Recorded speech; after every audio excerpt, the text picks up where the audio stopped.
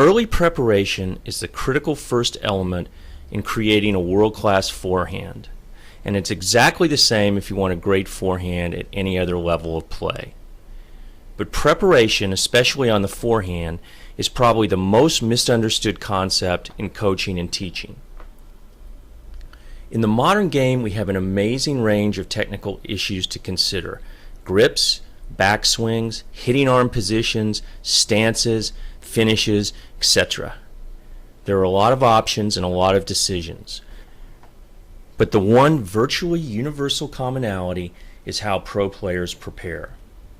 At Tennis Player, I receive dozens of detailed technical questions every month about the strokes, and especially the forehand. But when I actually see footage of the player in question, these issues usually turn out to be irrelevant. Why? Because of basic limitations in the preparation. These flaws make it impossible for most players to coil and to swing properly, much less take advantage of the advanced elements with which they are often obsessed. The irony is that preparation is one of the easiest elements to master. There is no reason why players at all levels cannot have virtually world-class preparation, and in this article we'll show you how that's done. Good preparation is actually one of the simplest elements to incorporate in your game, literally from the 2.5 level up. Now think about that. No matter what your level, you could have the same world-class preparation as the best players in the world. The main problem preventing this is that the key preparation concepts aren't widely understood. This is true in the world of traditional teaching and in most instructional articles as well. Why? One reason is it happens so fast. With the critical first move taking no more than 2 or 3/10 of a second at the very start of the motion, this is something very difficult or even impossible to see with the naked eye. The other related reason is the preponderance of certain key teaching phrases. For example, get your racket back early. Phrases we'll examine in more detail later on. Unfortunately, if players actually succeed in following these standard tips, they make sure that good preparation is virtually impossible. The preparation move on a good forehand is smooth, seamless, and continuous. But for the purposes of understanding how to develop it, we can break it down into 3 components. The first element is the initial move, or the unit turn. The second is the completion of the turn, which includes the start of the backswing and the critical stretch of the left arm across the body. The third component is the timing of the start of the preparation movement.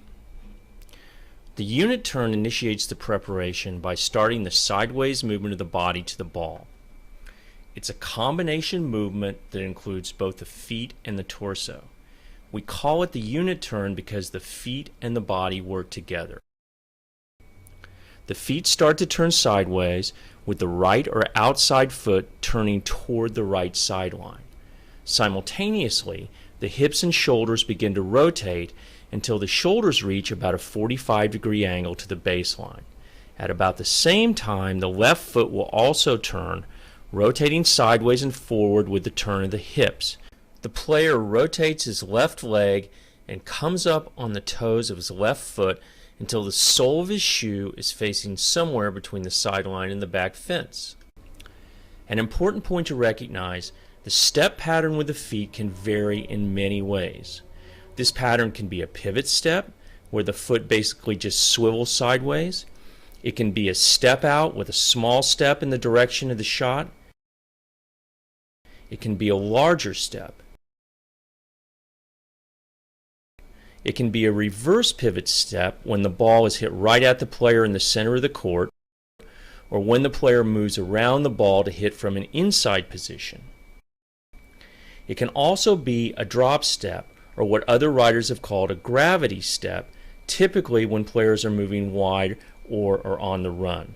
The player in this case actually drops the outside foot and takes a step backwards away from the ball with a foot planted underneath the body. Note what happens to the hands and the racket during the unit turn. Players hold their rackets in many different ways with the hands at different heights and the racket tip or racket face pointing at many different angles. But during the unit turn, there is little to no independent movement of the hands, arms, or racket. The racket is moving, but simply as part of the overall body turn. So the forehand motion does not begin with a backswing. After the completion of the initial unit turn takes the shoulders to about a 45-degree angle, the body will continue to turn or rotate. As the turn continues, both hands are still on the racket. Again, it's a continuous motion. Because the hands are still on the racket, they will also continue to turn, but they will also begin to move upwards. What this means is that the players actually initiate the backswing with both hands on the racket. So both hands will not only move upward, they will also move backwards as the backswing progresses. Now, the next critical point, the release of the left or the opposite hand. The exact timing of this again varies from player to player. Federer usually releases his left hand just before it reaches shoulder level. At that point, it's also traveled backward to roughly the front edge of his face. Nadal holds on somewhat longer, as does Roddick.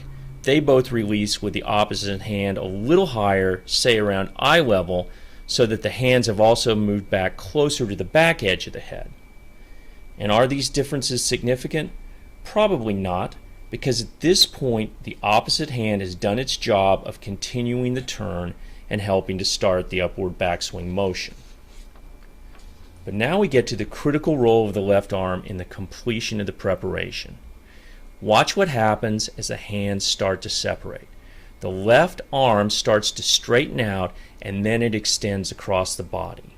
Depending on how far back the hands come, the left arm may actually come back forward as it starts to straighten out, or it may just move directly across.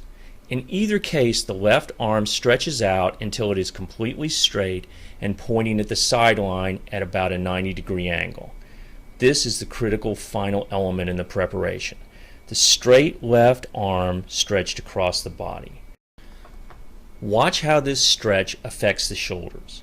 As the arm starts to straighten out across the body, the shoulders naturally continue to turn until they reach an angle of at least 90 degrees to the baseline in the net. Sometimes with more advanced players, this angle can be up to 110 degrees. At the completion of the turn, the exact angle of the arm can be slightly higher or lower. Andre Agassi, for example, angles the arm slightly upward, as does Andy Roddick. Nadal and Federer tend to have the arm virtually parallel at the stretch. James Blake and Pete Sampras both angle the arm slightly downward as it stretches across the body, and you can even see different angles for the same player depending on the ball. In all cases, though, the stretch of the left arm works in the same way. It's the critical final motion in completing the shoulder turn. The third critical component is timing. If you watch pro players, you'll see that on most balls, they tend to reach the completion of the turn at about the time the ball bounces on the court. As Don Brousseau has demonstrated in his articles, it can be slightly sooner or later depending on the ball, and advanced timing means timing this perfectly to each individual ball. But as a general rule of thumb, getting the preparation complete at the bounce of the ball on the court is a great rule. And if that's true in pro tennis, how important is it to complete the turn at the bounce or even sooner at all other levels? In addition to the problem of timing, however, there are several dominant ideas in club tennis about preparation that create fatal problems for most players. The first seems right-headed enough. Get your racket back early. But the problem here is that the focus becomes the racket rather than the turn and the positioning of the body.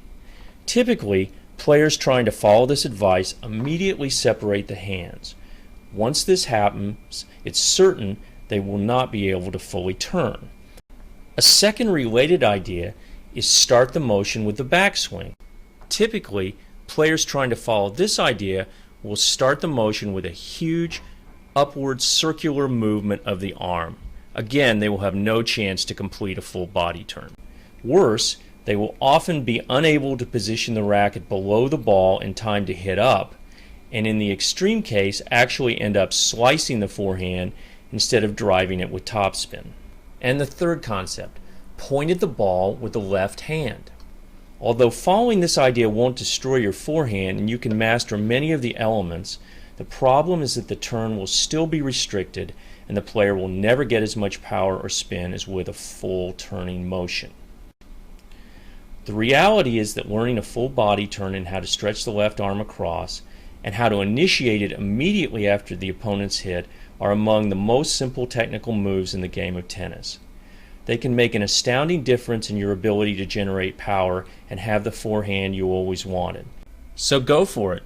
It's easy, it feels good, and the results are amazing.